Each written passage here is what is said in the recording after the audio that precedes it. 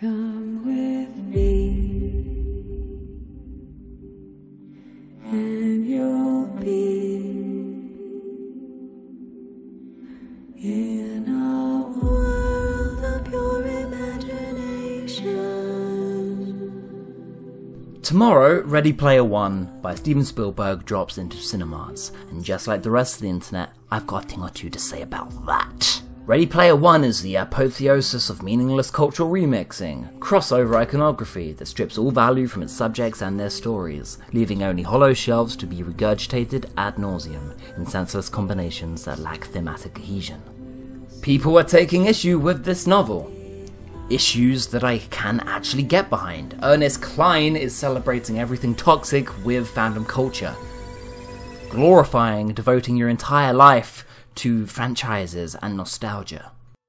But there's one key point that Ernest in his novel completely overlooks, and something that a lot of us are overlooking in modern film in general as well. The crossover. The massive multimedia crossover of IPs.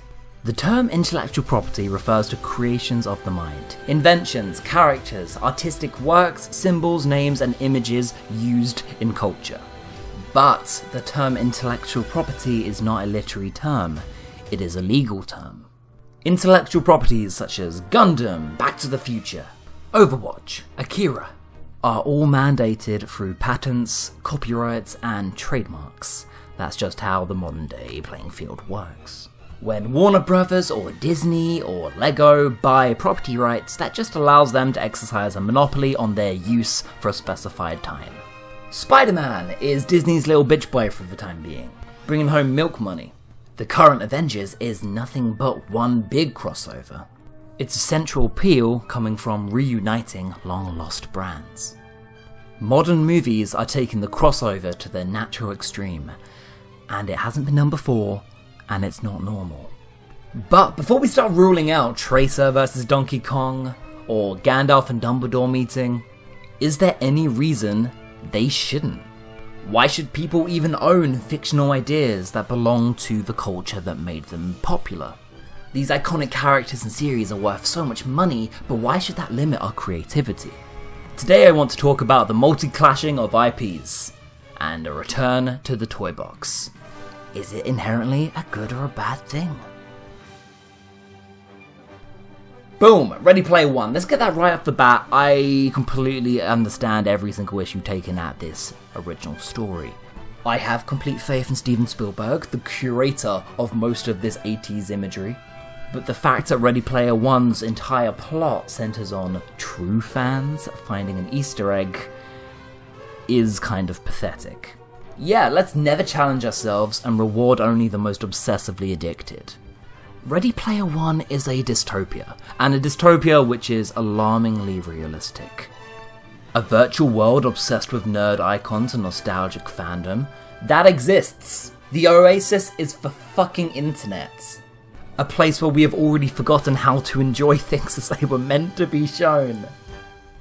In his 2011 essay, Stephen Granade argues that Ready Player One's uncritical nostalgia ultimately celebrates a state where nothing new is made and nothing old is critically examined. Never question anything you're fed. You love Star Wars because everybody has always loved Star Wars. And instead of dissecting or learning from our media, instead it is just mindlessly collected and recycled. That is a dystopia. That's a dystopia way scarier than the book burning of Fahrenheit 451. Honestly, if we ever get to that level, burn the books. Fucking burn them. We don't deserve them anymore. But the thing is, the book never actually deconstructs this. Never going into the detail that it would require to actually make this premise interesting, because Ernest Cline is completely dependent on nostalgia himself. Leaving aside all the creepy stuff about Mr. Cline, though it's definitely worth a Google, he stated that his motivation for creating Ready Player One was to make a world where his useless pop culture knowledge would make him a hero. That's empowerment. That's glorifying something that probably shouldn't be glorified, guys. Although I love them, this is what I like to call the Funko Pop effect. When you strip all of the context and the subtext from icons and characters from stories you love, they become hollow, lifeless shells. avatars, even. Oh look, it's the Iron Giant with his famous gun. That right there, that image is everything wrong with Ready Player One. Fan culture is a competition. It is a strive to know everything, to be the best. The idea that you can win films. It's a kind of toxic fandom that leads you to completely miss the point. Like Ernest Cline did. Because this is clearly all Cline gets out of his media. Empowerment where pointless nerd knowledge gives you authority instead of steps toward broader thinking or creativity. Hey Siri, Google gatekeeping. Okay, I found this on the web for gatekeeping. No, that's not right, Siri. Gatekeeping is a form of elitism that actively controls and limits people's access to media. You need a bar to entry to watch Star Trek. Oh, such a fake gamer girl. If you read the comics, you'd know that. And that's where the elitism comes in. Imagine reading and watching all these amazing, inspiring stories with life lessons and coming away from it a worse person. Ready Player One is franchise devotion as personality. Oh shit, I just came out and said it. Cline's oddest fascination is with corporation devotion. IPs are currency. Throw everything we have at a movie, that way people will like it. Cline's work may be vapid and troubling, but the real alarming thing is his weird consumerist message. A message that nobody ever talks about. It's this complete lack of self-awareness that Ernest Cline has that stops Ready Player One from being about anything. The whole book is a power trip. It's all a glorification of a future that Cline clearly thinks is the coolest possible future we could live in. But here's the thing, the Oasis isn't just a general purpose metaverse. It's an escape from a dismal, ruined future, where the world is dead, the protagonist lives in poverty, and the best employer is an openly evil mega corporation. That's the future Ernest Cline pines for. And you know why that's scary? Because that mirrors our actual film industry. The regurgitation of existing pop culture is fucking regressive. Kids in 2044 grow up obsessed with 20th century pop culture, meaning culture has stopped. Endlessly depending on nostalgia of the past is quite convenient actually. It's marketable, it's cheap, and it's creatively bankrupt. And that's where the big money companies come in. Ching, ching, ching. The institutional power of Warner Brothers lets the studio able to use pay-to-win mechanics. By throwing all the money you have at every single recognizable character you can get your hands on, unlocks laughter or emotional response by sheer volume of its resources. And that's the troubling part. Will films become pay-to-win?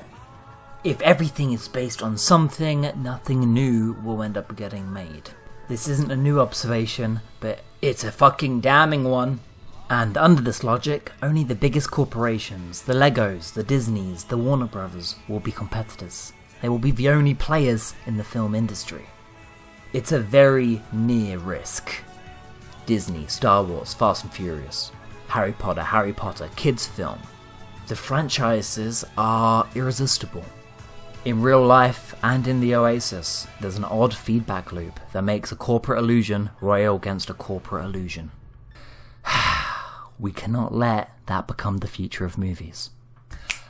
But then there's a little company called Lego. Well, little. I mean, huge scary media conglomerate. And here's where things get a little bit muddy. The Lego Movie is a fantastic film that by all accords should not exist.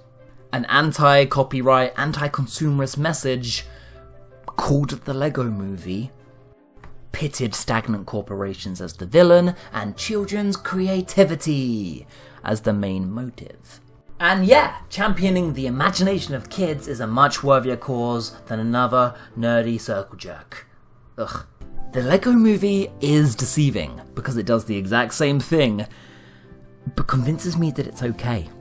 With a level of comedy and self-awareness that Lego have always brought to the franchises they buy, fiction slowly starts to seem like a big playground of IPs.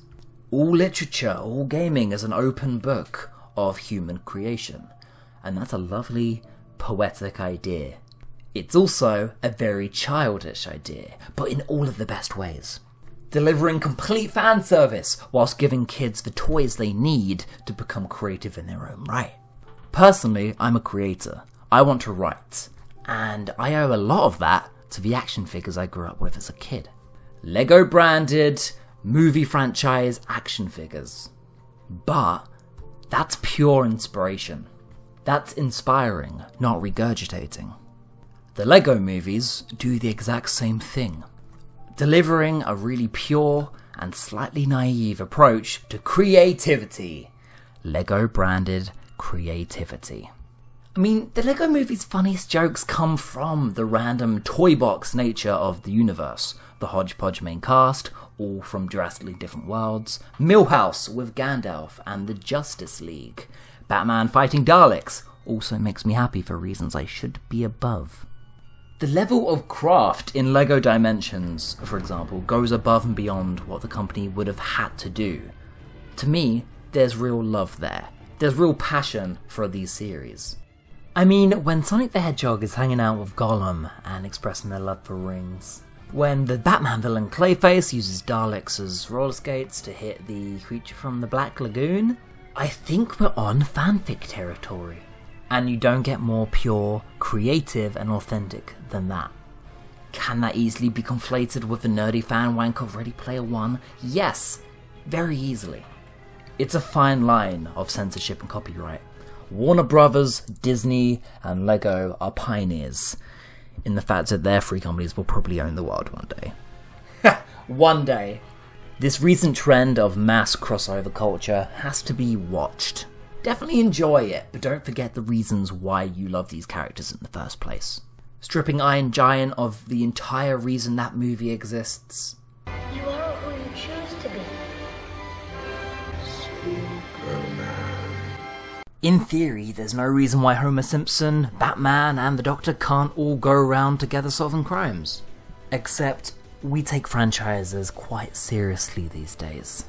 And crossovers are taking on a new form. It seems to be just a matter of how much humour you have with it. Self-awareness is key. Best case scenario, Batman and Robin beat up gremlins. Worst case scenario, we become the dystopia from Ready Player One. I don't think this can afford to be a turning point. And although LEGO are deceivingly charming and good at making lovable games and films, perhaps the multi-franchise gimmick should stay in the background. I hope Ready Player One is good, but in total the original novel is one sinister Easter egg, and perhaps Easter eggs should just remain Easter eggs. Background details. I'm Sam, I'm perpetually scared of everything around me, and the future is uncertain. Thanks for watching.